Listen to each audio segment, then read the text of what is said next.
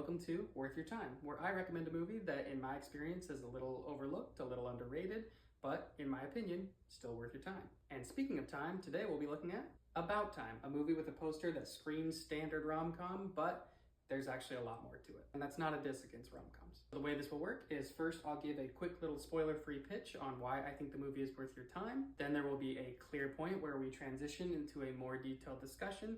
And it's at that point that you could pause the video, go watch the movie, and come back if you still want to hear more about it. About Time tells the story of a man named Tim who has the ability to travel in time. But the time travel in this movie is super simple. We're not talking Back to the Future here. In fact, there's some very specific rules about the way time travel works for Tim that keep the movie pretty grounded. And it's because the movie's not really interested in speculating about time travel itself.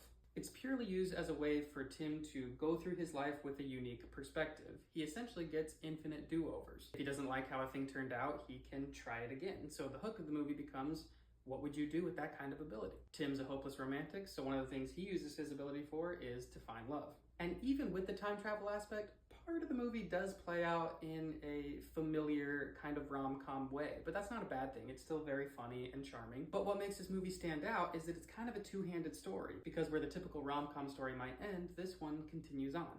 And it becomes more concerned with a perspective on life that still has very much to do with love, but not always in a romantic way. The movie was written and directed by Richard Curtis, who did movies like Love Actually and Notting Hill, so that tone is very much here. He was also one of the original creators for Mr. Bean, so do with that what you will. And it's got a great cast that goes a long way in making each stage of the movie super enjoyable.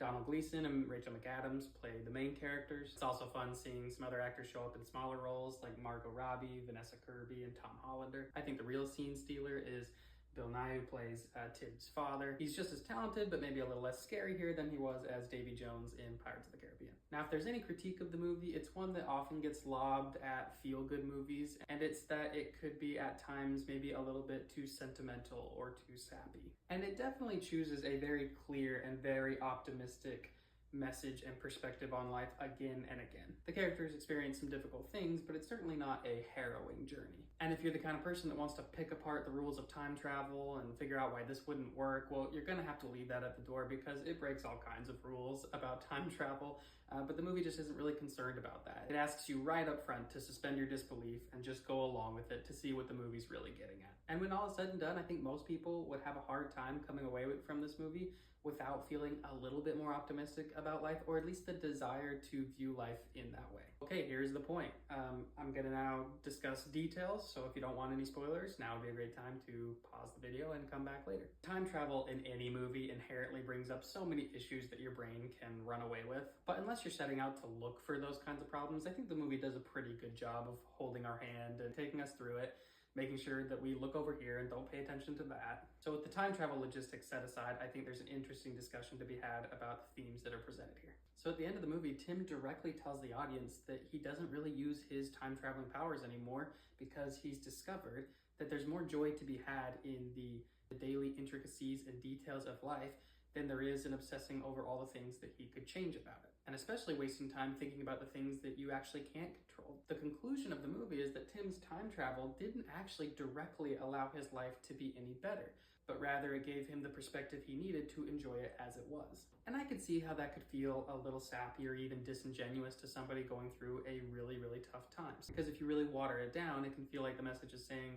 it's not about your circumstances, it's about your attitude. And of course, we know that circumstances can be really hard. It's not always just about attitude. And it's easy to look at this movie and see that Tim's family's got this house by the beach. His dad retired at 50, and it's like, well, it didn't seem like his life was that hard to begin with. But I think the whole story is actually anticipating this counterpoint and plants some pretty clever moments to push back against the urge to be a little bit more pessimistic than the movie wants you to be.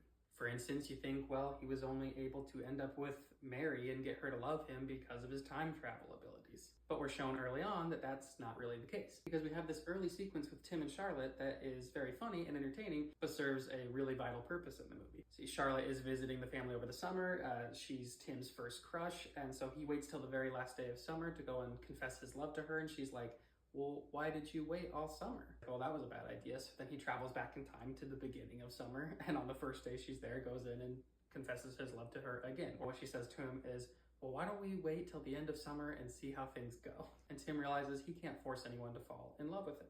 It's the first thing he can't control, another person's feeling. We also find out there's a very specific reason why Tim's dad went to great lengths to retire at 50. See, the dad also has the ability to time travel, so he knows from the future that he's going to die of cancer in a really rapid decline. So we're presented with yet another thing that the characters can't control. So the dad does everything in his power to spend as much time at home with his kids as he can. We have a whole other sequence where Tim uses his abilities to try to fix everything that is wrong in his sister's life. It has disastrous consequences for his family back in the present, so he has to undo it all. So again, another thing he can't control, his sister's choices. The movie reiterates this again and again. We're presented with moments that seem like things Tim would want to change, but either because he can't, or as the movie goes on, because he chooses not to, they remain the same. You may have noticed that as the movie goes on, Tim uses his ability less and less, until we get to the point toward the end where he's not using them at all, because he's choosing to live every day as if he's traveled back in time to specifically relive just that day. Is it a little sentimental? Yes. Does it address all the potential criticisms and counterpoints to its whimsical and optimistic view of life? No. But it does a great job of making you want to feel that way about life. And I think that's why it's worth your time.